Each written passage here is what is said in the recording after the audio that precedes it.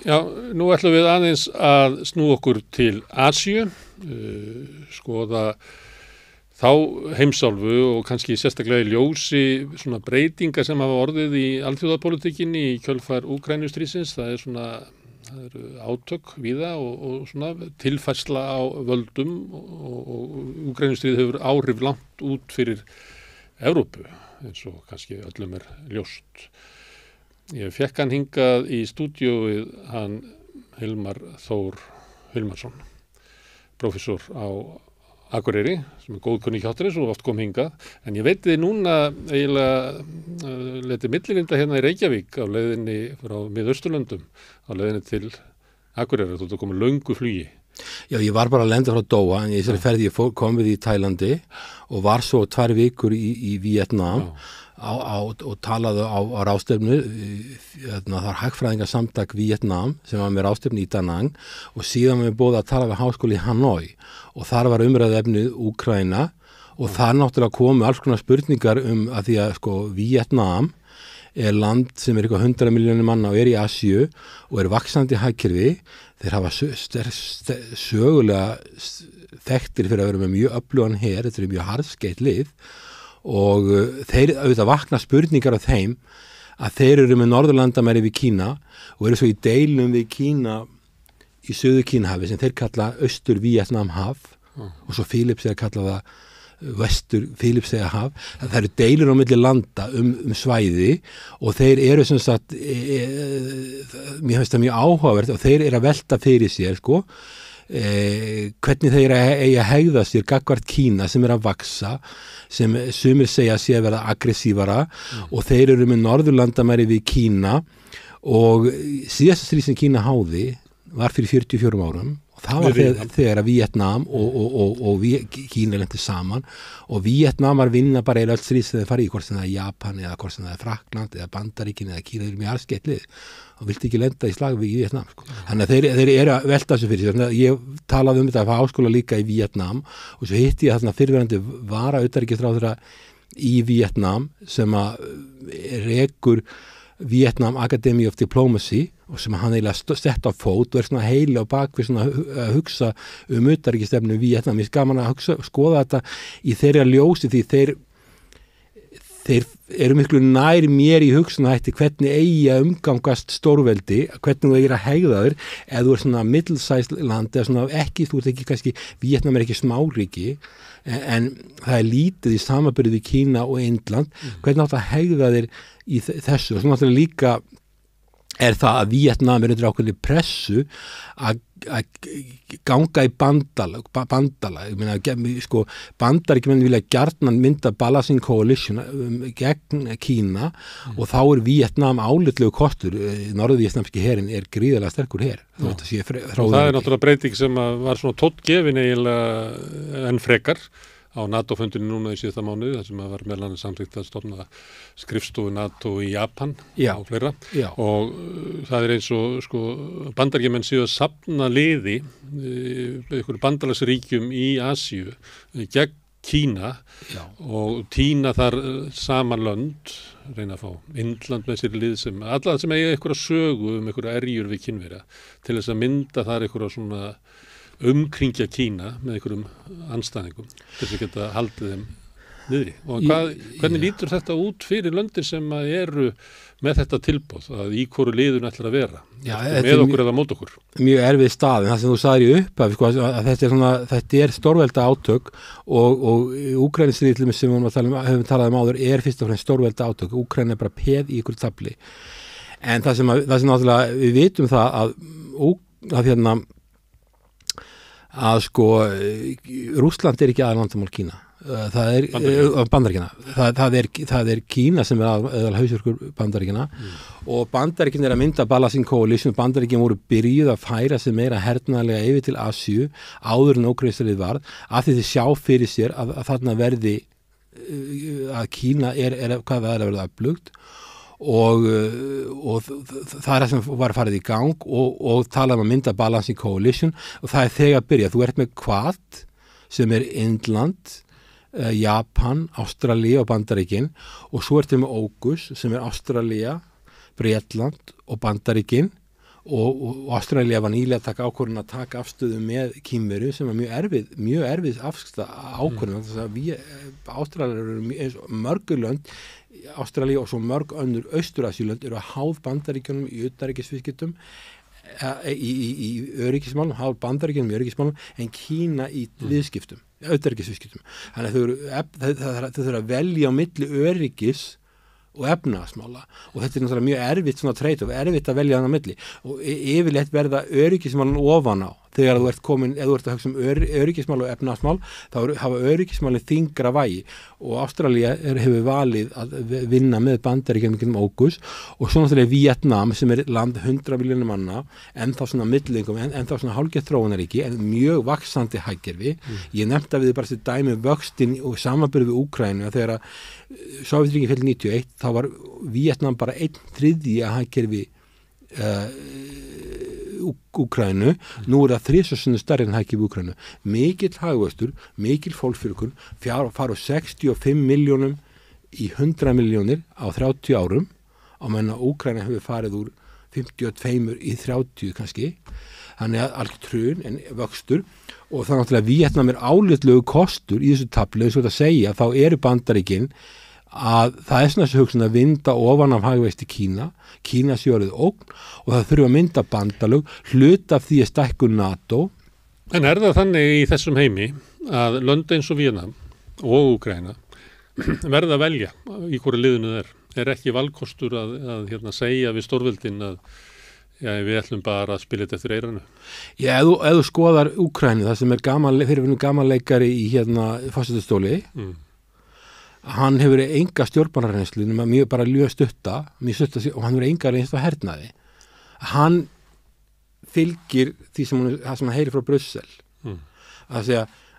Brussel segir ganga í NATO, ganga í ESB og hann trúur að þessi raun að þau breytir þessi stjórnarskránu og alls konar vitlaus í gangi, halda þetta sé rétt. En þetta náttúrulega bara óheiðarleiki, þetta er blekking, þetta stendur ekki til að leipa þeim í hvorki NATO eða ESB á næstunni og kannski fara þar aldrei í NATO. Ef þú tekur Víetnam, þá spyrir ok, geta lönd valið. Víetnam, ég hitti þetta fyrir með aðstofautarikisráðherra í Víetnam og talaði lengi heilan eftirmynda við hann sem var svona stofnaði Vietnam School of Diplomacy, Vietnam Academy of Diplomacy, sem er skóli sem elur upp diplomata í Vietnam og þeirra stefna svo að taka ekki afstöðu. Þeir reyna að halda góðu samskiptum við alla. Og það sumir Vietnamar sem maður tala við eru pirraðari við því hvað stjórnvöld í Vietnam eru sína linkinnkátt Kína en þeir beita ákveðinni lagni.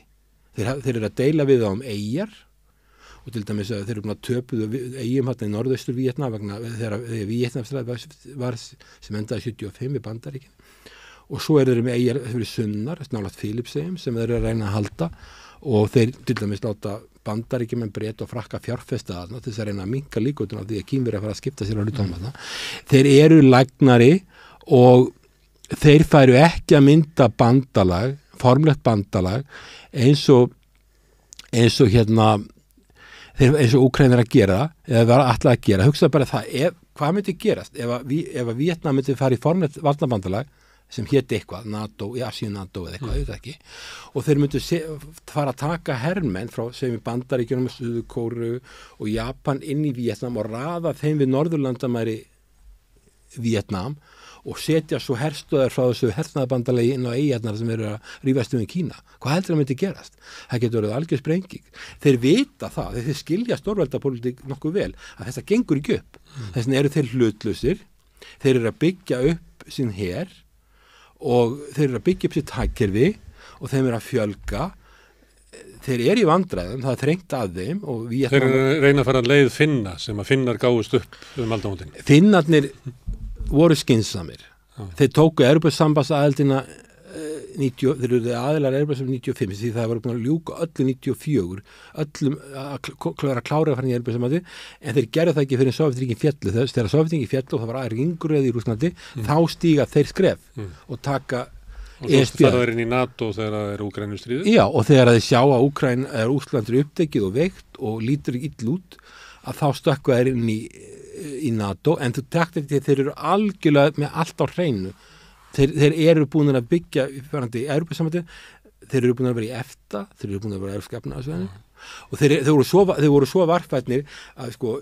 Danmörk, Noregur og Svíþjóð fóru ekki inn í EFTA fyrir eftir 1960 EFTA stofnað og svo Ísland í 70 þeir fara ekki fyrir 86 þeir fara mjög varlega og svo fara þeir inn í Evrópusambandið þegar Rússland er í miklu kaos og svo taka þeir þannig að þegar Úkraínustríðið hefst þá er ringulreið í Rússlandi og rússneski herinn hefur ekki verið að berjast mikið hann lendir í miklu vandræðum þá stökkva hann í NATO en þeir eru með mjög öflugan þeir eru alveg tilbúin. Það var þess sem ég vísaði í Finnland þegar þú ert að segja að Víetnam að vera að byggja upp öflugan her. Það er sama leiðin og Finnar gerðu með þeir voru að reyna að lifa í nágrenni við stórveldin í veröld sem lítur lögmálum stórveldina. Já, það er alveg rétt og Finnarnir, þeir eru ekki með 5 milljónir og þeir eru með 1300 kilometra landamæri við Rússland með algjör martröð en þeir eru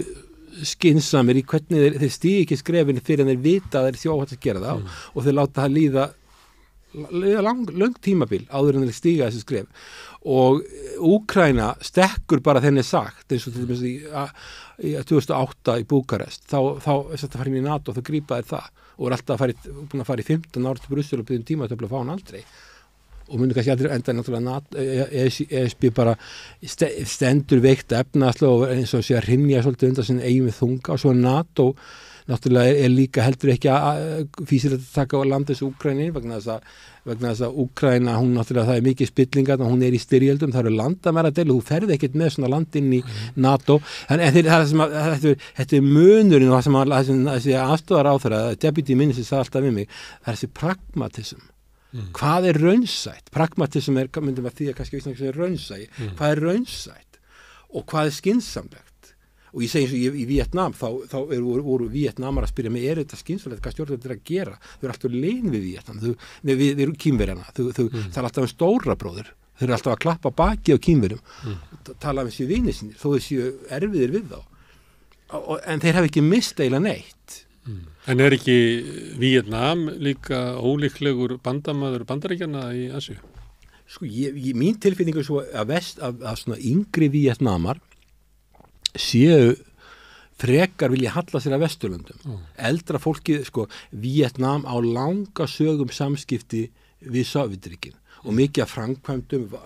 stíplum, vassfallvirkjum og stóru framkvæmdum í Víetnam voru framkvæmdar af Sovétríkjunum. Þú sér svipaða byggingar í Eystrasaltsríkjunum og í Úkraínu og svo í Víetnam. Þetta var svona mjög tengt Sovétríkjunum og svo Rússland. Þeir hafa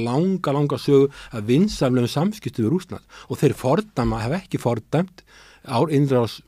Rússlandsinn í Úkraínu og þeir engar viðskiptaþvinganir og þeir hafa mikla saman með Rússum en þeir eru pirraðir yfir Rússa að gera þessi innrás. Þú gerir bara ekki svona innrás. Það bara gerir það ekki og það er þeirra stefna en þeir tala alltaf um pragmatism að fara varlega, myndi ekki bandalög samt bandar í samstarf þess að ég var þarna fyrstu 5 dagana og ráðstöfni hjá félagi Hagfræðinga sambandi Víetnam og hvað er það fyrsta sem ég sé á flugvöllinu, það er bandarísk flutningavél og ég fyrir að spyrja hvað er þessi vél að gera, þetta er bandarísk US Air Force og þá er þetta vél sem er þarna og hún er meðal annars að vinna og þarna komið búna til að hreinsa eiturefni og við leifar að sprengjum og annað frá Víetnamstríðinu og það er svona ákveðið samstarf á milli en Víetnam er ekki að fara á leiðina að fara að biðja einhverja tímatöflin einhvert formlegt varnarbandalag sem að gerir Kínverja þannig að þeir verði í árásarhug. Þeir eru ekkert búin að gleyma því að 79 gerði Kína innrás inn í Víetnam og þeir hafa engan áhuga á því þó þeir séu mjög norðvíski hérna var ábúðslega sterkur her og er sennilega mjög sterkur ennþá og ég veist að Kínverjar langi í nokkuð slag við Víetnam en allavega Víetnam að þeir fara varlega og þeir skilja það þeir eru með Kína fyrir norðan, fyrir öst og svo eru þeir með Indland og svo eru þeir með Bandaríkin og auðvitað fyrir Bandaríkin eða að vindóna Kína þá eru landið svo Víetnam og Filippseyjar 120 milljónir manna Indonesia, Malaysia. Þetta er planið hjá Bandaríkjamönnum og það kom meðal annars fram hérna í NATO-fundunum að það var ákveðið að opna skrifstofu NATO í Japan og þannig að þá er eins og að eigi svolítið að nota sömu aðferðir voru í Evrópu,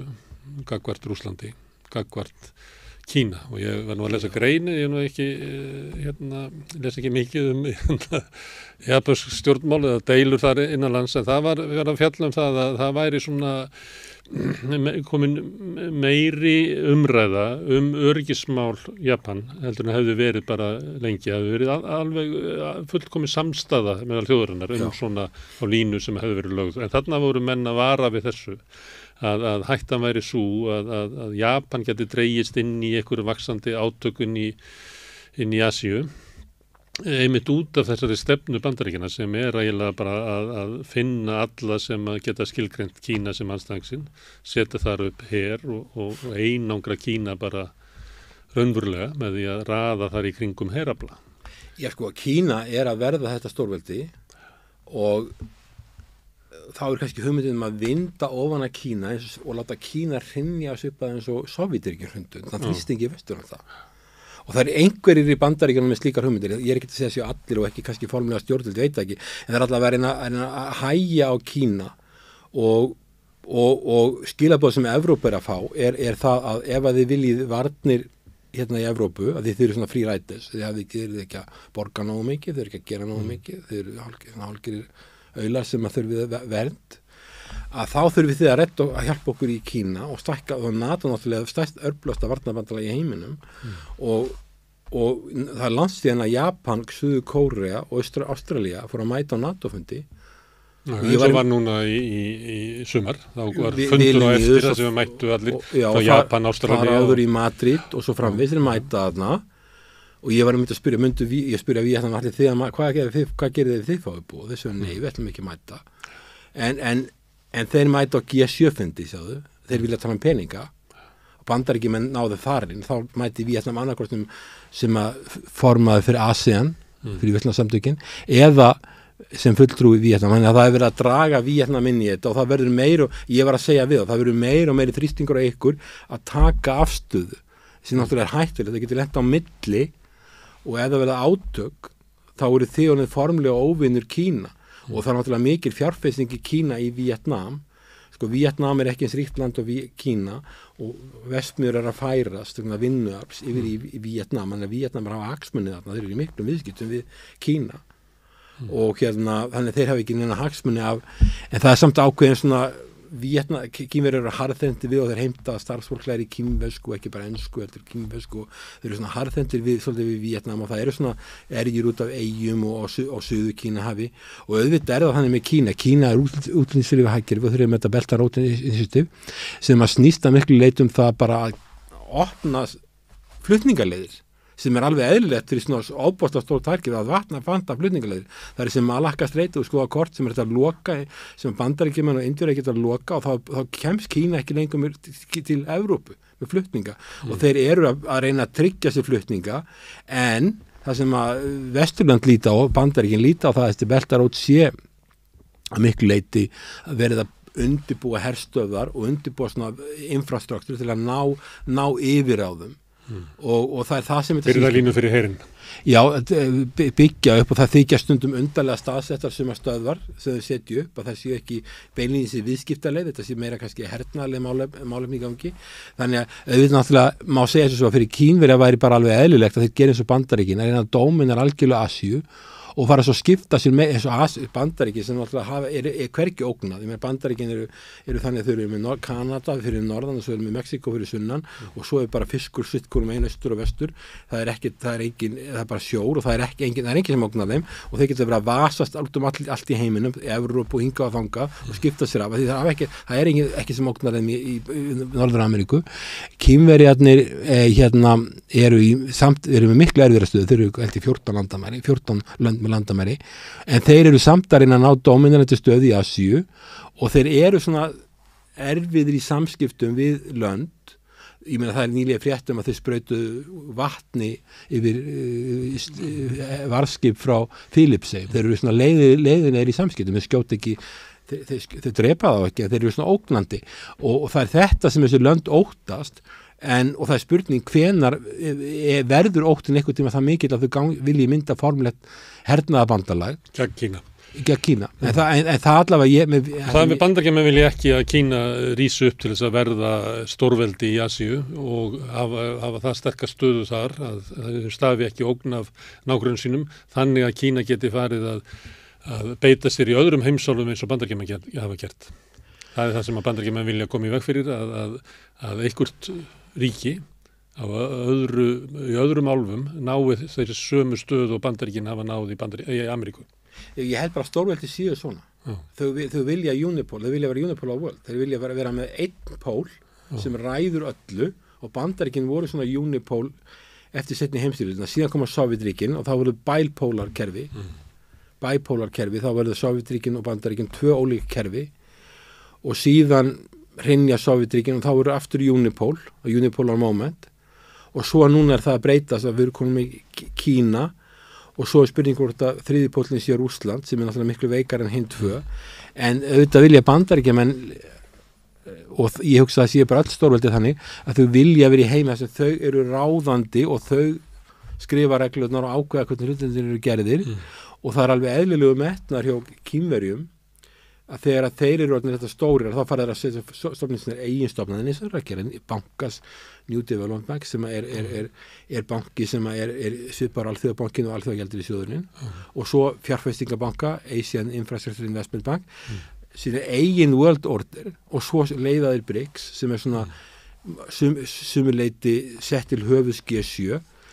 þannig að þetta auðvitað líta Bandaríkjamenn á þetta sem ákveðna ógn og svo líka vilja Vesturlönd flytja út sín gildi, lýðræðisgildi, markaðsgildi. Þetta á allt að fara bara á klukkutíma yfir í önnur lönd og Kína náttúrulega sem eins og hann var að benda mér á hérna í Vietnam, mörg þúsundara menning í Kína, þú breytir ekki þess á skamman tíma, það er ekkert hægt og þú verður að sætta það við að þeir eru öðru vísi og þeir eru í mannréttindamálum og lýðræðismálum, þá eru þeir bara ekki á saman blaðsíðu Vesturlönd og G7 en þetta er litið á þessum ógn og þá er þá ætlum við að setja þrýsting á Kína og Kína hrynur undan þrýstingum og svo breytist það í mörg lýðræðisríki eitthvað, ég veit ekki, þetta er eitthvað svoleiðis hugmynd sem er eitthvað stærð þannig í Bandaríkjunum. Þú ert að nefna Pólana, það er Bandaríkin og það er Kína og kannski Rússland. Það er ekkert svo langt síðan að það voru svona hugmyndir í Evrópa gæti orðið svona eins og eitt pól. Það talar enginn það lengur, það líti allir bara á Evrópu sem bakar Bandaríkjana og það er helst að Macron annars slagið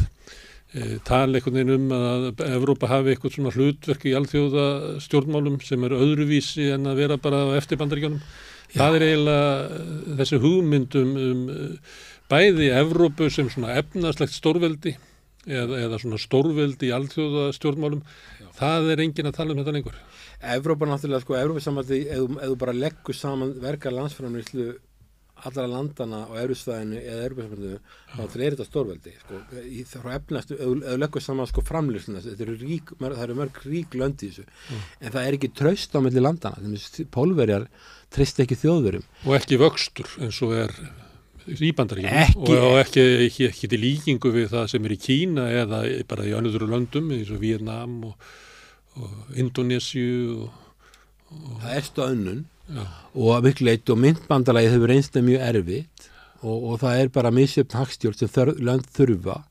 og Evrópusambandið hefur líka haft á stefnu að taka lýðræðið úr sambandi, efnahagsstjórn á ekki vera lýðræðislega tekin. Það er að segja peningamálastefnan, Seðlabanki Evrópu, hún er ekki stjórna lýðræðis, það eru sérfræðingar sem hafa vita á hlutunum sem að stjórna Seðlabanka Evrópu og þar er svona íhaldssam stefna og svo ef þú tökur ekki fjármálin þá eru sett 3% hámark á alla ríkissjóði, það er ekki að beita einhverjum keynesískum aðferðum þar, þannig að stefnan er svo að takmarka mjög hvað ríkisvaldi getur gert til þess að hafa áhrif efnahagsmál, raunverulega setja í spennitreyju og sama með peningamálin og þetta stafar líka af því að það er svo ólíkir hagsmunir. Hvers vegna er sett þessi 3% hámark? Það er þessi fátækari löndin og sem kannski eru veikarstofnanir að þær fari ekki að vera svona free riders að láta reka allt með bullandi halla í vitleysu og velta svo yfir á þjóðveri og ríkari lönd. Þetta er svona þjóðverðin að tryggja sig að þó að sé búið að reynda búið að velta miklu yfir á það að þessi ríkari lönd er að reyna að tryggja sig að fátækari löndin misnátt ekki sína aðstöðu og þess að setja þetta þak sem mjög erfitt fyrir mörg lönd sem þurfa mikla uppbyggingu og við sáum þetta hjá Eystrasaltsríkjunum þegar þau voru að taka, vildu fá evruna, þau taka NATO, þau taka ESB-evruna, þau vilja vera eins tengd Vesturlöndum eins og hægt og þau voru í hruninu 2008-2009 þá voru þau þegar hagkerfið hjá þeim var að hrynja, þá voru þau með bullandi niðurskurði ríkisfjármálum og þau þurftu að gera þetta út af Brussel og þá hugmyndin svo að það ef þeir hefur verið mikinn halla, þá einhvern tíma þarf einhver að borga það og þá það einhverju sameiginlegu sjóðir Evrópusambandsins og ríkulöndin að tryggja það ekki þá setja ríkulöndin líka svona eiginlega þak á vöxt hinna fátækari því að ríkulöndin þegar þau voru að byggjast upp að þá voru engin svona höft á skuldum þá byggðu löndi sig upp með því að ríkin skulduðu og byggðu upp innviði og grunnkerfi samfélagsins og voru ekki að horfa á reikniskil ríkisreikningsins. Það má segja það nýmarkaðsríkið þurfa meiri sveigjanleika í ríkisfjármálum heldur en ríkari lönd. Þau eru miklu skemur komin. Vegna þess að ríkari lönd tóku sér þennan sveigjanleika þegar þau voru að vaksa. Já, en þegar þau eru búin að ná hinnum undir reglunni hjá sér, þá viljaðu það ekki lengur. Og þetta hendar það þeim ekki og maður sér það við tökum Eystrasaltsríkin til dæmis og Pólland, þá hefur þau verið að vaksa, en þau eru ennþá langt eftir Norðurlöndunum og Þýskalandi. Þau ná ekki eftir 30 tímabilið, ennþá langt á eftir. En svo var þetta hittmál og var þetta öryggismálið að þá ekki traust, ég meina ég hef talað þetta ég var í Brussel fyrir eitthvað 1,5 ára síðan talaði marga sendiherra hjá NATO og ESB og það kom alveg með seint fram Eystrasaltsríkjunum, þeir treysta ekki Þýskaland og Fraklandi þeir treysta Bandaríkjunum Eystrasaltsríkjunum treysta Bandaríkjunum einhverjum ástæðum þó að það kannski hægt að gera ef Trump verið forseti, þá veist ekki hvað geta treyst þeim saman með Pólland, en þeir treyst ekki þegar við erum á frökkum, þannig að þetta er ekki að mynda varnarbandalag sem eitthvað viti og heldur, þá þurfa aðilar að hafa eitthvað treyst sín á milli og það ekki til staðar og Macron eins og hefur verið benda og hann sagði fyrir nokkrum árum að NATO væri heila dautt og hann vill evrópskan sameiginlegan her en Eystrasaltsríkin og Pólland óttast á það muni NATO veikjast og þau treysta á NATO þau treyst ekki þannig að ég held það sem að þú varst að lýsa áðan aðskilnað peningastefnunar og stjórnmála kerfisins það veldur miklum átökum inn í ríkjum Evrópu og kannski hluti af ástæðum fyrir uppgangi hægri populista sem að gagnrýna vald Brussel yfir ríkjunum þannig að það veikir líka Evrópu þannig að Evrópa ekki að vaksa upp í það að verða stórveldi eins og Nei, það hafa ýmsa möguleika til þess en þau eru ekki á leiðinu okkar. Það eru mörg rík lönd þarna en þau eru orðið mjög skuldug. Ítalía er á kafi Frakkland er mjög illa statt Þýskaland er ekki vel statt ég þarf ekki að nefna Grikkland, það er á haustnum en mjög illa statt en það er svo lítið að skipta kannski ekki svo mjög máli en heilt yfir, eins og þú segja, það er ákveðin svona stöðnun, það er mjög hægur hagvöxtur, mikil skuldasöfnun og það sem maður skilur ekki það er að maður heyrir það alveg þú fer til Eystrasaltsríkjanna eða til Vísegrænlandana, Póllands, Tékklands, Ungverjalands, Slóvakíu. Þessi lönd eru óánægð með hvað það fengið lítið stuðningur Evrópu til að byggja upp innviði og gera það sem þau þurfa að gera. Það fengið lítið. Raunverulega er Evrópa, Brussel að standi vegi fyrir þau geta gert það með þessum rauðu strikum í ríkisfjármálum. Þegar ég vann hjá Alþjóðabankanum þá voru Eystrasaltsríkin ekki komin inn í Evrópusambandið, þau voru í vandræðum með að fjármagna mótframlög, þau mátti ekki vera með ríkishalla. Alþjóðabankinn var að lána þeim til þess að þau getur komið mótframlög, þau gætu ekki fengið styrkinn með ekki mótframlög. Þetta var mikið vandamál. Ok, þá erum við með heim sem er kannski við getum kallað gamla heiminn sem var ríkjandi hér fyrir utan náttúrulega Sovétríkin og fylgistungl þeirra. Að það eru Bandaríkin og Evrópa og svona félagar í fjarlægari löndum, Japan, Ástralía, Nýja-Sjáland, Singapúr sem eru með svona heimskerfi til þess að halda utan heiminn. Svo ertu með Kína sem er mjög vaxandi og þau eru að byggja í kringu sig sitt kerfi, meðal annars BRICS sem verða nú með fund núna seinna í mánuðinum í Suður Afríku. Ég var að leika mér að því daginn að því að var verið svona mikil umræða þetta heita sumar og loftslagsvandan og eitthvað fleira og ég tók saman BRICS annars vegar og hins vegar svona OECD sem þetta er náttúrulega ekki sambærilega stofnanir en þetta er svona klúbbur Bandaríkjanna og klúbbur ríka þjóðir, já. Já. Klúbbur ríka þjóðir. Og þá það náttúrulega verður strax ljóst að ef að fólk hefur áhyggjur af loftslagsvánni, að þá verður engin lausn fundin á því nema líklega á borði BRICS. Því að þar eru bæði fjölmennustu þjóðirnar. Það það sem mesta kolefnislosunin og mesti vöxturinn í kolefnislosuninni. Og þetta líka hagkerfi sem orðin á stærð við Vesturlönd samanlagt og vaksa miklu hraðar. Þannig að mjög fljótlega myndum ætla sem við erum að horfa á hnöttin frá tunglinu. Þá myndum að segja sem svo að mjög fljótlega þá verða stærri og veigameiri ákvarðanir í alheimsmálum teknar á vettvangi BRICS eða svona kerfa sem að Kína smíðar í kringu sig heldur en í Vesturlöndum. Já, það alveg ljóst ef þú ætlar ef maður horfa ykkur áratugi fram í tíman, þá ef þú ert ekki með Kína og Indland borð í varðandi loftslagsmál, þá hefur þetta eru bara staðan bara þegar orðið þannig þau getur gleymt þessu og þess að vera með þessu. Hvaða vitir í því fyrir Vesturlönd að skilgreina Kína sem einhvern höfuð andstæðing og gera samskiptin við Kína verri, skilja Indland og fleiri á einhverju svona millisvæði. Já, en svo líka annað sem að eins og Alþjóðabankin til dæmis og stofnanir sem að Bandaríkin eins og Asíubankin Asia Development með þessi bankar sem hafa verið stofnaðar undir fórustu Bandaríkjana og Inter-American Development bankar og Íslendingar hafa lagt til fér. Já, að þeir, við erum ekki aðilar í þeir, við erum aðilar Asian Infrastructure Investment Bank sem Kína, en við erum aðilar Alþjóðabankanum, að þessar stofnanir hafa ekki verið að fjárfesta svo mikið í hreinni orku eins og þurft að gera og mest af hreinum orkulitum í þróunarríkjum. Þetta eru langtíma fjárfestingar og stóra fjárfestingar og Vesturlönd hafa ekki verið að fjárfesta mikið í þessu og ekki verið að nýta að mínum nóg mikið, Alþjóðabankin nýta nóg mikið ábyrgðin til að ábyrgjast fjárfestingar og ná enga fjármagn inn í þetta líka, því þetta svo mikla fjárfestingar, þú þarft að vera með opinbera aðilinn og opinbera geran og enga geran lýsu líka, þannig að þessi Asian Infrastructure Investment Bank sem Kína að stofna meðal annars til þess að reyna að örva slíkar fjárfestingar í Asíu sem náttúrulega langt fjölmennust og þannig að við vitum það að þeir eru að reyna að færast yfir í hreina orku, þetta tekur það langan tíma hjá þeim, það kostar mikla fjárfestingu. Vesturlönd eru ekki tilbúin að taka þátt í því að neinu ráði. Þeir vilja að gera þetta sjálfur og þess vegna setja fyrir sinni eigin stofnanir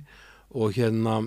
þannig, en það alveg á hreinu ef þú ert ekki með Indland, Bandaríkin og Kína í varðandi loftslagsbreytingar og umhverfismál, þá hefur það enga merking og hvað við erum að gera hér á Íslandi skiptir engu máli, það þessi þrír pólar sem skipta gríðarlega miklu máli. Og BRICS að sömuleyti svona eins og að sé einhverju leyti vaxandi. Það eru ríki sem að vilja fara þar með. Já. Það eru svona hugmyndur það sem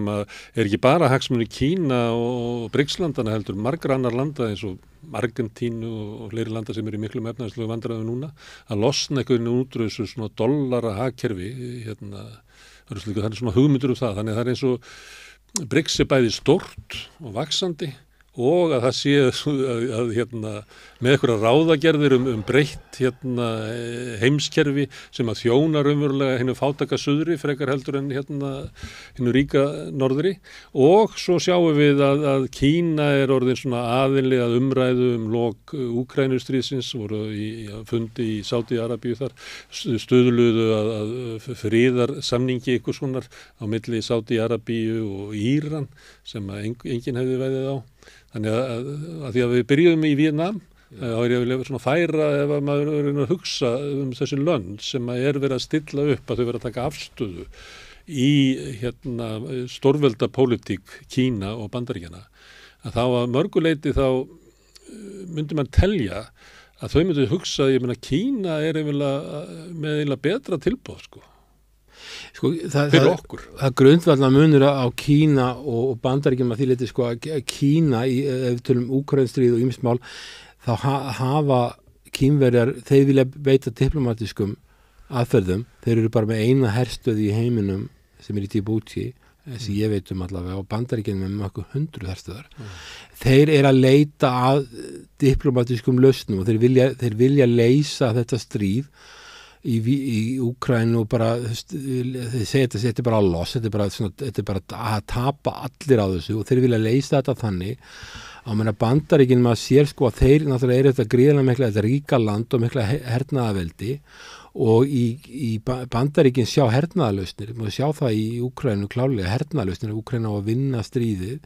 og maður sér það líka sko að álitsgjafar sem koma frá Bandaríkjunum í stórum fréttastöðum eru miklu leyti hersöðingjar en ekki, þú sér ekki mikið að diplomatum, þetta eru aðalega hersöðingjar og þeir náttúrulega hafa lært að koma með hernaðalausnir, þeir kunni ekkit annað, það er eðlilegt að tala við hersöðingja, þá sér hann hernaðalausnir. Ef þú ert hamar þá verður allt nagli. Já, og það er þannig sem það er og þeir eru líka með ráðgjafarsamninga og mjög margir við hernaðarframleiðendur og hernaðarframleiðendur eru mjög öflugur í Bandaríkjunum, stór hluta hagkerfinu og öflugt fyrirbæri og sennilega með sterk ítökun í fjölmiðlana, þess vegna allir sem að tala frið eða semjum eitthvað, þetta eru bara einhverjir rússadindlar eða pútinistar sko. Bandaríkjur diplomatarnir komast ekkit að og það voru margir bandaríkjur diplomatar sem að töluðu fyrir því á sinni tíma að það ætti ekkit að stækka NATO svona mikið og alls ekki að taka Úkraínu inn og það voru líka diplomatar sem töluðu að Úkraína þetta að vera federal state til þess að minnka spennu, að vera meira í sjálfstjórn héraða, það var ekki að hlusta á það. Þannig er verið að horfa á hernaðarlausn og Kínverjarnir auðvitað, þeir eru harðhendir og þeir eru að byggja upp sinni her, en þeir, eins og þú varst að benda á, þeir náðu að leiða sama Sádi-Arabíu og Íran sem er alveg gríðarlega mikil eftir þá, ég held að það ekki 20% sínu olíu í Persaflóan, skiptir þá gríðarlega miklu máli, ég var að koma frá Persaflóanum, að Kínverjarnir þeir eru búin að ná þessu löndu saman og þau eru risalönd sitt hvora megin við Persaflóan, þeir eru búin að ná þarna gríðarlega ítökum með þessu samkomulagi, það hlýtur að vera mikið áhugin við Bandaríkin og þegar Biden kemur, forseti Bandaríkjana kemur til Sádi-Arabíu fyrir einhverjum árum eða hvort það er ekki hvað langur til, það er ekki stann síðan fór þarna, að þá konungurinn kom ekki á flugvellið sko, til að taka mót honum, það er ákveðið signal, þannig að sko að Kínverjar eru að ná vissri fótfestu með samningum, en það sem er hins vegar gagnrýndir fyrir er það að þeir eru að lána löndum og vilja svo taka yfir og fá mikil ítök í staðinn. Þannig þetta er svona ákveðið vandamál. En það er vandamál náttúrulega auðvitað þegar að við erum komin í þá stöðu að það á að leysa mál hernaðarlega og þegar það eru engar hernaðarlega lausnir, við sáum þetta í Írak 2003 sem var ólögri innrás alveg eins og Úkraína og var átt að breyta þessu landi í lýðræðisríki saman í Afganistan. Þetta er ákveðið áhyggjefni hjá Vesturlöndum að hversu herska á löndin eru og hversu mikla trúa þú að hafa því að geta breytt öðrum löndum með sprengingum en auðvitað er ég ekki að afsaka innrás Rússa inn í Úkraínu en fyrir stríðið að því nú er að tala um Evrópusambandið og Bandaríkin og NATO, þetta var svona soft power, þetta geta haft einhverja vikt og samið, með þess að Evrópusambandið hélt að það veri búið að finna upp einhvern kerfi sem veri bara sem veri búið að leysa það að veri aldrei stríð í Evrópu. Hugmyndin er svo, við breyðum út lýðræðið, við tökum upp stofnanir sem er allir í sömu stofnunum og það er og viðskipti milli landa, til dæmis með gasleiðslur frá Rússlandi til Þýskalands. Já, háðir hverju öðrum, evran er hluta af því, frakkar og þjóðir að fara ekki að drepa hvern annan, þeir eru með sama gjaldmiðilinn og ef eðilegu gjaldmiðilinn það drepa sér báðir og svo Rússland og Þýskaland með gas og olíu, viðskipta milli og þá fara þeir ekki að berjast, við sáum hvernig það fór að þetta módel Evrópu sem Evrópu helt að vera að finna upp, það er ekki að virka en svo virðist vera Evrópa, það er einhverjir í Evrópu sem vilja semja og vilja ekki ógna Rússlandi en þeir verða bara undir, við sáum þetta bara í Búkarest 2008 þegar kanslari Þýskalands og forseti Frakklands úr á móti Bandaríkjunum, þau bara auðvitað lúffa og þannig að það er ákveðið áhugjefni og sérstaklega ljósið þess að við sjáum það að öll þessu stóru stríð byrja á Víetnam og svo Írak og svo Afganistan og svo Úkraína. Þetta mishefnast allt saman. Náttúrulega veit ég ekki með Úkraínu hvernig hún fer, en fyrir Úkraínu lítur þetta alveg sérlega illa og þú hefur nú til dæmis sýnt það sjálfur hvaða áhrif þetta er að hafa fólksfjölda og fólksfjölda dreifingu í landinu. Herðu, það sem þú ert að lýsa núna er Evrópa og náttúrulega Vesturlönd. Það sem að svona áherslur á diplomatíu og ég veit ekki hvort við kalla það soft power eða eitthvað, eiginlega dvínandi og eiginlega eina sem í umræðinu hér bara hernaður. Meira þess að hérna á Íslandi við höfum ekki svona her, en hérna tala ráðherrarnir bara eins og þessi herfóringjar og eiginlega eina lausnin á Úkraínudeilinu sé fullnaða sigur á vígvellinum og annað ekki boði og við erum náttúrulega í köldu stríði og þú nefndir þarna þegar fólk bara skilgreint sem rússadindlar eða kínadindlar eða eitthvað sem andmæla. Ég á að vera launaskráð hjá Moskvu. Þegar þú hefur náttúrulega fundið fyrir þig og í köldu stríði þá fylgir McCarthyismin sem mjög vaxandi og þú hefur fengið svolítið að finna fyrir því að ef þú við skulum bara hlýða víði eða við skulum bara hlýða NATO ef maður andmælir því að þá er maður skilgreindur bara sem höfuðandstæðingur. Annars við vorum að byrja með að í svona svartkvítum heimi þá ertu bara, ef þú ert ekki með okkur þá ertu á mót okkur og ef þú ert ekki fylgjandi öllu því sem að NATO stendur fyrir þá ertu fylgjandi Pútín. Já, ég meina, ég hef búin að vera að kenna hjá Eystrasaltsríkjunum í til 20 ára, 17 ár og ég kendi nokkur sinnum í Úkraínu, risastórum hópum og ég velti fyrir mér hvað allir séu margir búið að drepa mikið af þessu fólki sem ég var að kenna. Og ég hef ekkert áhuga á þessu. En ég vil ekki að drepa að þessi fólki drepið. En svo eru margir þjóðkunnir Íslendingar sem að ég bar einu sinni virðingu fyrir, sem að ráðast einmitt á þá sem að vilja semjum frið og vilja finna einhverja friðsamlega lausn og vilja ekki að sé vera að drepa heila kynslóð ungs fólks í Úkraínu. Þetta bara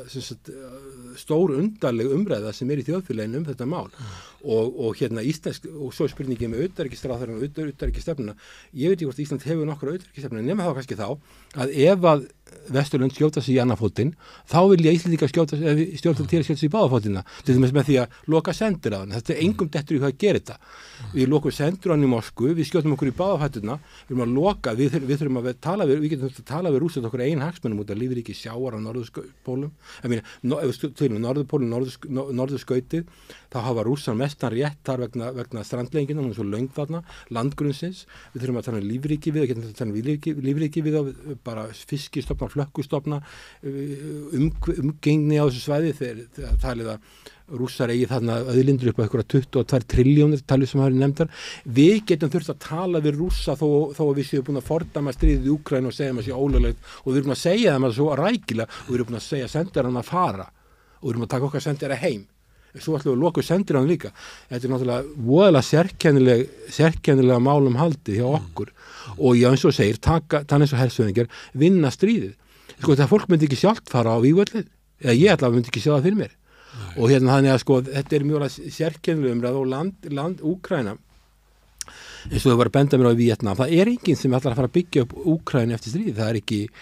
það ekki Evrópusambandið getur það ekki, það hefur ekki burði til að byggja upp sín eigin lönd, Bandaríkin ekki þekkt fyrir að gera það og þá það kannski Kínverjar og Evrópa á orðið erfiðara með því að styrkja stríðsreksturinn því að þeir eru að tæma sínar birgðageymslur fyrir herinn. Já, það mjög sérstakt. Standa bara það veikt. Og svo það líka þannig að það náttúrulega komið í ljós, ég veit ekki hvort að við höfum að blanda því hérna inn í þessu umræðu, en það hafa verið fréttir á undanförnum spillingu inn í Úkraínu, það sem verið að dæma menn fyrir raunverulega þjófnað á stuðningi frá Vesturlöndunum. Já, Úkraína að fá budget support frá Bandaríkjunum og hjá okkur líka, við erum að einhverja 1200 milljarðir í þetta og Bandaríkin láta gríðarlegar upphæðir, milljarða dollara, 20 milljarða dollara og ég hef unnið við budget support í Alþjóðabankanum með þetta fjárlagastuðning og það sem mjög erfitt að fylgjast með hver peningarnir raunverulega að fara. Það mjög erfitt að fylgjast með stjórnvöldum eru vel að treyst fyrir þú eiga fara í ákveðna málflokka en það erfitt að fylgjast með þessu. Þetta er ekki projekt eða verkefni þar sem þú kaupir ákveðna hluti alveg áþreifanlega. Þetta svona peningar sem fara inn í fjárlögin. Þetta kallað direct budget support og það mjög hættulegt að vera að veita landið þessu Úkraínu slíkan stuðning því vegna eins og þú ert að benda á spillingin sem eru rótgróðunar og ég meina Úkraína óks ekkert ef við tökum frá 1991 til 2014 þá óks Úkraína ekki neitt og það var áður en að Krímskeiðin var tekin en það er innri vandamála það sem mennir og þetta er fyrir að pyrra sér Bretar segja we are not Amazon það komið ákveðin pyrringur hérna og spilling í landinu og Sálsins að þetta er enda svolítið pyrraður af því hann vildi verða framkvæmdastjóri NATO en fékk það ekki þannig að hann var pyrraður fyrir þannig að þetta var Wallace sem sagði þetta Já, en allavega það er ákveðin hætta, það er ekki bara að dæla þessum vopnum og svo líka, eins og þú eins og segir að stjórnmálamenn tala eins og ykkur herfóringjar í þessum máli og við vitum það að núna eru Úkraínamenn eitthvað 1/5, það eru svona 5 sinnum fleiri Rússar á vígvöllum heldur en Úkraínamenn, þeim alltaf að fækka og svo náttúrulega mútukerfið að það er búið að margir búin að kaupa sér frá stríðinu og fæðnur úr landinu. Það voru reknir embættismenn, ykkur stór hópur út af því að menn gáttu bara kefsi út úr styrjaldar átökunum og borgað og reynsað út bara heilt lag og í hernum sem að sáu sko herkvæðningu. Svona vandamál. Og líka þetta að þegar þú ert að ráðast inn á svæði sem er búið að hertaka, þá er hlutfallið algengt sem 3/1, það er 3.000 fleiri sem falla á Úkraínumennum á 1 og svo líka kemur til viðbótar að Vesturlönd sáu til þess að Úkraínumir fengju, að Rússar fengju flesta vopnum Sovétríkjanna, ekki bara kjarnorkuvopnin, þannig að sko Rússar eru sennilega með miklu meira skotvopnum eða það sem er kallað ammunition, þannig að sko þetta lítur ekkit vel út, en það er spurningin hvaða hagsmunir eru Vesturlönd að fara í þá skoðun að reyna að láta Úkraína halda eins lengi árum eins og hægt og svo einhvern tíma stoppar þetta og þá verður farið að semja og þá verður ekkit endilega gott samkomulag fyrir Úkraínu og ég var ekki var við það fyrir Krímskaðan 2014 að Vesturlönd væri að hafa mikla áhyggjur á Úkraínu yfirleitt því hún þurfti ástæð fyrir. Það er umræða þetta í Evrópu en hún er mjög lágværa því að sumleiti þá er áherslan á svona hernað, að það er ekki áhersla á sko diplomatíu eða fríð eða þannig það. Ég sá það einhvers staðar, ég held að það verið í þýsku pressunni þar sem að fórustu fólk í Linke, vinstirflokknum þar, var að segja sem svo að verður ekki að horfast í augu við það að stefnan sem var rekin að gagnsókn Úkraínumanna á þessu ári hefði átt að breyta gangi stríðsins, að það hefur ekki gengið eftir. En hins vegar hefur verið kallað yfir okkur sko ótrúlegar mannfórnir, tilgangslausar mannfórnir. Og spurningin var eiginlega svo, verður við ekki að breyta stefnu þegar að niðurstaðan er þessi? Þú veist, er það réttlætanlegt fyrir Vesturlönd að styðja þetta stríð áfram og að það sé engin leið á því að efna til nokkura viðræðna það, heldur verður við einfaldlega að bara fórna fólki dag eftir dag eftir dag eftir dag til vegna þess að það má ekki gerast að niðurstaðan verði önnur heldur en fullnaða sigur Úkraínu og vígvellinum sem að þó er ekki í boði. Nei, það er sko hernaðarlega að sé lítur þetta þannig út að Rússar geti farið að taka mun meira Úkraínu heldur þeir með í dag, að því þeir taka allir með Odessa og Kharkiv og ná meira undir sig því þeir virðast hafa hernaðarlega yfirbyrði núna. Þetta er þetta áhyggjefni, það virðist ekki vera upp á borðum að reyna að semja hluti og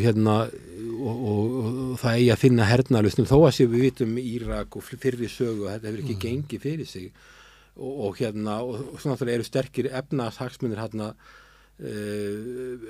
Bandaríkja hernaðarframleiðendur sem vilja selja sína framleiðslu, þannig að þarna er ákveðin auðvitað skilum maður skilur það að Vesturlönd vilja halda uppi svona rule-based order og vilja hafa alþjóðalög og einhver alþjóðlega reglur og vilja bregðast mjög hart við. En Úkraínu er í raunverulega fórnað í leiðinni og ég sé ekki hvernig Úkraína á að fara því að sigra þetta stríð, þeir hafi ekki mannafla, viljan er ekki að hreyfast og þeir eru ef Rússar ná Odessa þá eru að taka alla ræmuna, allt svarta hafið af þeim, og það er sem þeim vilja og Kharkiv og þá verður Úkraína bara svona einhvern failed state og hver á að byggja landið upp? Ég veit það ekki. Það er eitthvað sem hefur ekki verið svarað, en það hefur verið það var eitthvað trú á því og auðvitað tekum maður mark á því þegar bandarískir hershöfðingjar koma fram og segja það hafa sagt að það geti það sé möguleiki að Úkraína vinni stríðið og það verði ykkur mikil gagnsókn en það er hvernig á að vera hægt gagnsóknir virka yfirleitt ef það koma óvart en ef þú ert búin að vera í fjölmiðlum í marga mánuði að tala gagnsókn, svo komið mennum að óvart að séu belti af jarðsprengjum og belti af það sem kallar dragondis og belti af skurðum og það er búið að byggjit upp, Rússaröfnum byggjit upp og ég veit ekki hver sprengti stífluna þarna sem var sprengt upp en þar með var víglínan styttum úr 1000 í 600 kilometra og rússar náttúrulega eru búinir að girða þetta þannig af að það mjög erfitt að komast í gegn og svo er farið að ákveða svo segir Biden og Vesturlönd segja bara það ok, við erum búinir með ammunition, við eigum ekki eldflugar, við eigum ekki loftvarnarverðflugar, við eigum ekki vopni þetta, þá fáum við klasasprengjur og þær eru ólöglegar og þær gera ekkert gagn við þessar aðstæðum að skapa hörmungar, þú getur ekki skotinir eldflugar þú getur ekki skotinir eldflugar með klasasprengjum og þær eru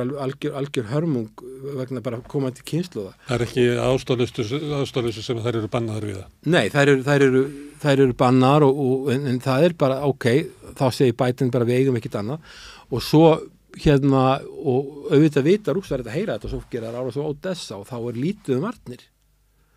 og svo þannig að þetta er mótsagna kent sko að og þessari F-16 orðstóttur sem verið að þjálfa hermenn á að nota sennilega fást ekki mjög margar þotur og það er ekki víst að það gerir mikið gagn þeim vantar skotfæri sem er að skjóta á löngu færi og það er bara sagt þessi búið því að Vesturland voru ekki að framleiða þetta kalda stríð. Evrópa heldur verið búin og NATO heldur verið búin að finna upp einhverja töfraformúla, er það ekki stríð í Evrópu en svo bara kemur stríðið og þá eru Rússar með byrðirnar frá Sovétríkjunum að mestu leyti, en Evrópa hefur ekki verið að framleiða. Þannig að ég sé ekki, ég veit ekki alveg hvernig íslensk stjórnvöld hugsa þetta, þú kannski, og bandarískir hershöfðingi hafa sagt, sko, Úkraína verður að sækja eins mikið fram eins og hægt er og semja frá því sem er kallað position of strength. Og það er að sækja eins mikið fram eins og hægt er, ná eins mikið landi eins og hægt er og fara svo að semja. En það virðist vera eins og þetta sé bara eiginlega stopp. Og liðsafnarnir við Kharkiv sem er gamla höfuborgin sem er næstfjölnustu borg Úkraínu það er hann er svo mikil 120.000 hermenn eitthvað það er mjög erfitt að verja verður erfitt fyrir þá að verja Kharkiv og svo Odessa, þeir eru að gera þessu loftarásir og svo náttúrulega búið að kortnúflutningurinn sem var hann er farin út úr myndinni sem hefur miklar afleiðingar sem áttar að hafa áhrif á þróunaríki þannig að þetta lítur allt illa út en það er sama að vestrænir stjórnmálamenn eins og segir, tala eins og hershöfðingjar Úkraína er að vinna stríð auðvitað veit ég ekki hvernig þetta fer og þegar ég er að tala um þetta þá er ég ekki að tala um að segja hvað ég vil að sé ég vil ekki þetta sé svona og ég er ekki að tala um þetta eigi að vera svona og ég er ekki að tala um að ég styðji það heldur bara þetta, ef þú bara skoðar þetta kalt þá er þetta svona og þessari hugmyndir það ok, við látum það hafa hæmarskerfin, við látum það hafa eldtillögar, við látum það hafa skriðdreka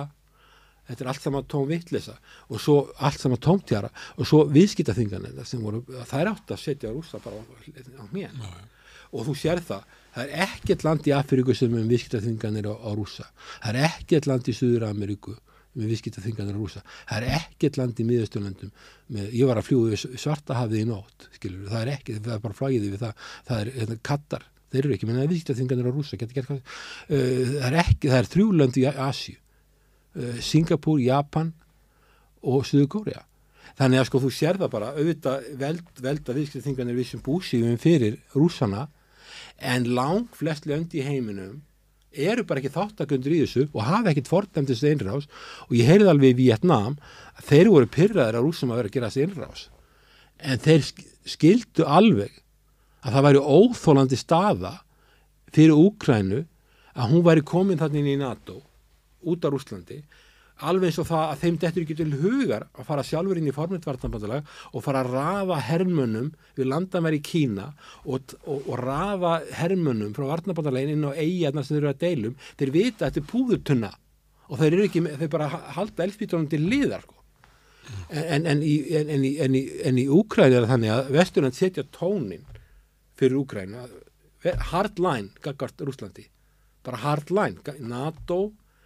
ESB og NATO hermenn inn á þetta og bara flotastöð á bandarísk eða NATO flotastöð bara á Krímskaganum þetta er svona hardline stefna og þeir fylgja þessu, breyta hjá því stjórnarskráni og þeir eru að fara í NATO og ESB og þetta er allt saman þetta er bara óheiðarleiki, þetta er bara vitleysa og Vesturlönd auðvitað bera vissa ábyrgð þessu og maður veldi fyrir sér auðvitað kemur ekki til greina að fara að hleypa Úkraínu í NATO og það spyrir hvort að ESB fyrir ekki að bera skild bera siðferðilega skild og hleypa Úkraínu einhverju stigi inn þó að sem ég erfitt að því það er búið að fórna og eyðileggja þetta land og löndin sem hafa hvatt áfram til að gera þetta þau auðvitað hljóta þau að bera ábyrgð Það breytir ekki því að innrás Úkraínu, innrás Rússa er eitthvað sem við fordæmum og hérna er ólögleg, en hver er ástæðan fyrir því að Víetnamar fari ekki í formlegt varnarbandalag? Þeir óttast bara innrás, þeir óttast stríð og þeir vilja ekki fara í það. Þeir eru búin að byggja upp sitt hagkerfi. Það eykur líkurnar á stríði. Já, það eykur líkurnar á átökum og stríði. Þeir skilja stórveldapólitík og þeir tala pragmatism. Það er að segja, þú er að vera pragmatiskur. Hvað er hægt að gera? Þú byggir upp hagkerfið, þú byggir upp fólksfjöldan og þú styrkir landið. Kannski getur á einhverju stigið eitthvað skref þegar tækifæri skapast. En núna, eins og í dag, þá er hlutleysið staðan sem þeir eru að taka og þeir eru svona realistar, þeir skilja það hvað er að lenda á milli stórvelda. Ef við erum að tala um Úkraínu, leiðtogarnir þar eru óreyndir, forsetinn með fullri viðingu fyrir honum. Hann hefur ekki þekkingu á hernaði, hann hefur ekki verið í stjórnmálum, hann hefur ekki verið í alþjóðasamstarfi, hann endur Ómar Vesturlönd að miklu leyti. Og góður í PR, mennsku. Já, hann er leikari og allt það og ég ætla ekki að gera lítið úr honum, ég ætla ekki að gera lítið, allra síst að gera lítið úr honum, en ég meina, það eru Vesturlönd sem er náttúrulega að setja tónin og það er þessi hernaðatón og svo í Sádi-Arabíu, þá var haldið fundur og það kom eiginlega engin fund að gera út af fundi, það er bara einhver einn blaðsíða. Ísland var ekki þarna, öll hinn Norðurlöndin voru þarna og öll Eystrasaltsríkin voru þarna. Og þau hafa mikla hagsmuni og náttúrulega Kínverjar voru þarna. Það var áður haldið fundur í Danmörku og Kínverjar voru ekki þar. Þannig að Kínverjar eru komnir inn og þeir vilja semja og þarna voru öll BRICS-löndin nema Rússland. Þarna var Brasilía, Suður-Afríka, þarna var Indland og svo Kína og Rússar sagði við förum ekki þó okkur verið boðið því það er ekkert að semja við Zelenský, við ætlum ekkert að semja við hann. Og þeir eru með uppir hand núna í stríðinu og tíminn er að vinna með þeim, ekki með þeim fámennari. Þannig þeir vil ekki semja en það sem að Sádi-Arabía er að gera er það bara, þeir eru að gera stimpla sín sem að svona veldi svolítið og ná saman og fá menn til að tala saman og það er alltaf að skipta skoðanir en það sem þú komin með þessi þungavektar nýmarkasríki inn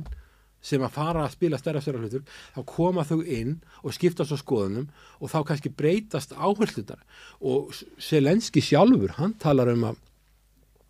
þurfa að vera samningafundur í haust. Það segir mér að hann sé farin af áhyggjur af hernaðarmálunum í Úkraínu, hann vil flýta þessu. Að meina Pútín segir bara nei, það verður ekkert samið við hennan mann og þessi stjórnvöld og bara höldum áfram. Og hann veit alveg, auðvitað Rússar eru ekkert engir astnar í stríði og Bandaríkjamenn er það ekki heldur. Þeir vita alveg að tíminn er að vinna með þeim. Þeir vita alveg að Vesturlönd, bætinn er bara að segja þeim að það sé að bara búið vopni hjá þeim. Og og þeir vita alveg að þeir eru búin að byggja, Úkraínumenn sögðu það að það væri insane hvað væri búið að setja mikið jarðsprengjum á landamæri á výlununa. En væri það ekki insane fyrir Rússland einmitt að setja ekki alla sína jarðsprengjur þarna því þeir vilja ekkert fara að sleppa þessu landi og þannig að þetta er vel að skrítið en á einhverju stígi þarf að fara að semja og æðsti herfóringi Bandaríkjanna Joint Chiefs of Staff Milles, hann sagði það fyrir einhverjum mánum að þetta endar með samningum Þannig endar það stríð en það sem að maður óttast er það sko í mars í fyrra var komið ykkur svona drauga samkomulagi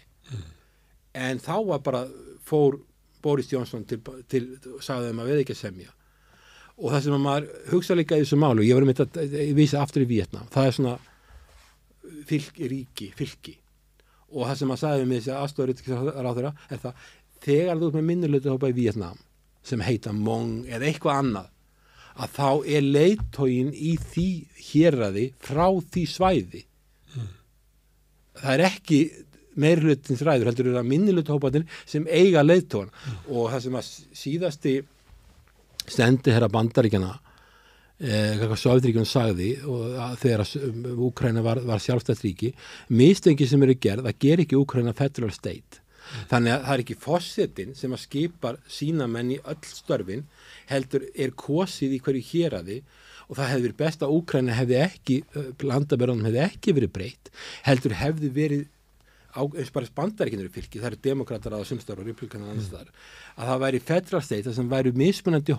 mismunandi hópar sem gætu náð völdum. Og með þess að ef þú horfir á Eystrasaltsríkin, ég meina þegar ég var, það er ekkert mörg ár síðan að borgarstjóri Ríga var Rússi. Þannig að sko það hefði, það sem að landanum hefði ekki verið breytt, heldur hefði verið meili sjálfstjórn ákunni hérum, en þetta vildu Úkraínuminn ekki heyra og ég held að Zelenský kaupi það alls ekki að það geti verið Rúss, og það allra síst núna, að það geti verið Rúss eða einhver ethnic Russian, einhver svona rússnesku bergibörnum sem geti verið stjórnað einhverjum